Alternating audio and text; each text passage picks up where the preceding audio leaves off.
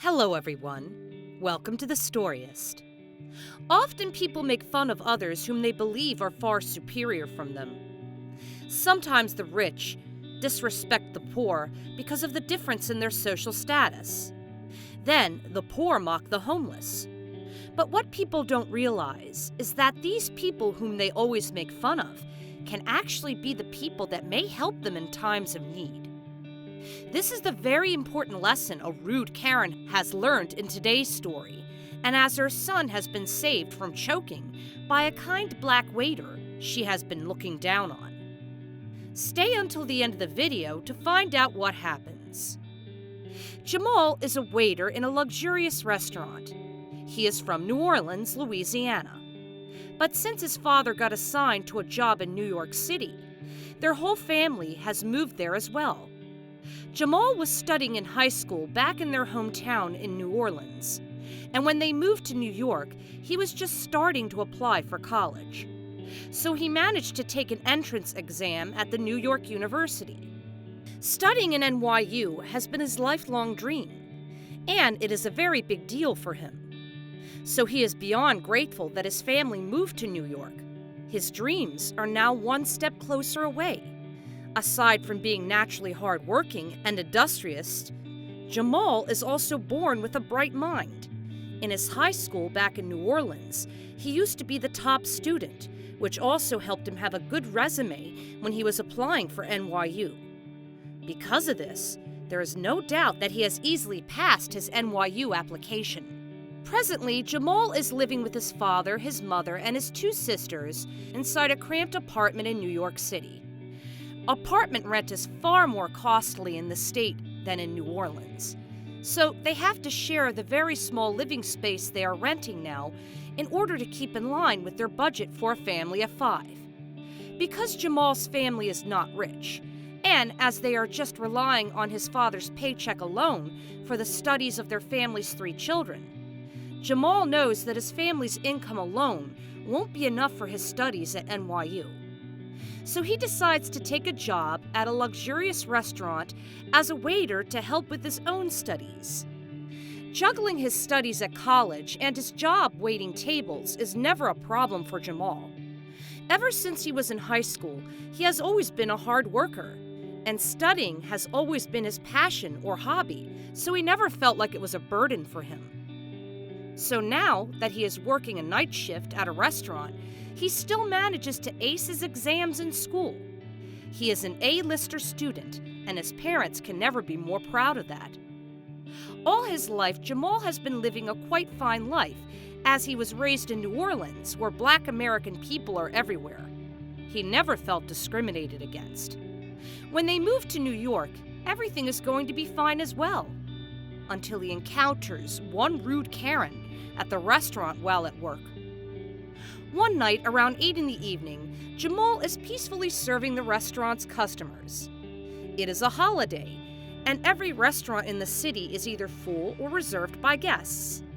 The luxurious restaurant Jamal is working in is no exception. The night is so busy that Jamal is continuously walking here and there to attend to customer needs.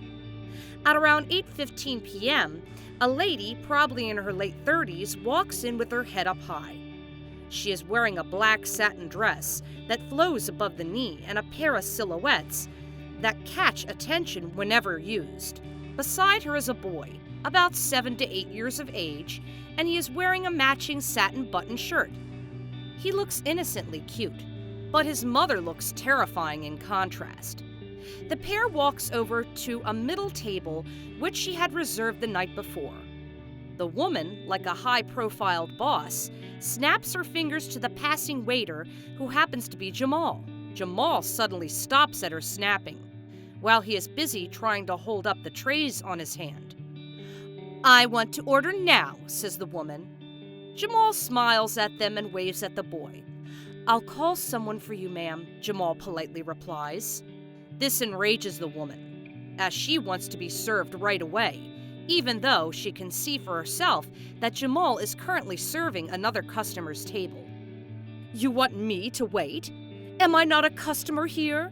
Do I look like I want to wait?" the woman replies in a high voice. "No, ma'am, I won't let you wait. I'll just call another waiter right away to attend to you, as I am serving other guests for now," Jamal explains in a calm voice. But the woman is still outraged. "How dare you speak to me like that? I am an important person. My husband is a politician. I deserve to be served first," she exclaims. The woman is starting to gather a little bit more attention now from the other customers. But none of them are siding with her. They are looking at her like she's insane. "Ma'am, calm down. I'll be calling a waiter shortly, I promise. I won't make you wait," Jamal says, trying to calm the woman down. But there is no hope. The woman demands to see Jamal's manager. She is now standing from her seat, which catches a lot more attention from the other guests. After a short while, Jamal's manager comes in to lighten the situation. By this time, Jamal has already served the guests he was about to serve earlier when the woman stopped her. He is now free to serve the woman, but the woman refuses to be served by Jamal, and she states Jamal is a rude waiter. "So, you're the manager here. Can I ask for a better server, and will you please send this black person back to where he came from?" the woman harshly comments.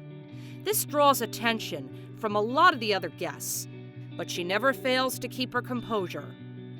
"I'm sorry, ma'am, but we can't let you treat our server like that. We may admit our mistake for being so understaffed tonight, but you can't turn one person's color against them," the manager replies.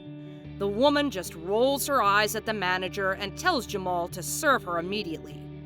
To avoid any more drama, Jamal promptly goes to the kitchen to serve her immediately. After just a few minutes, Jamal serves the lady and her son their meal.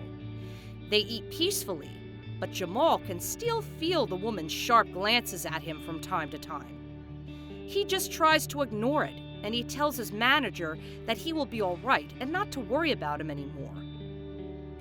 After some time, the boy beside the woman starts choking. The woman, as scandalous as she is, shouts for help. When Jamal hears this, he does not hesitate 1 second.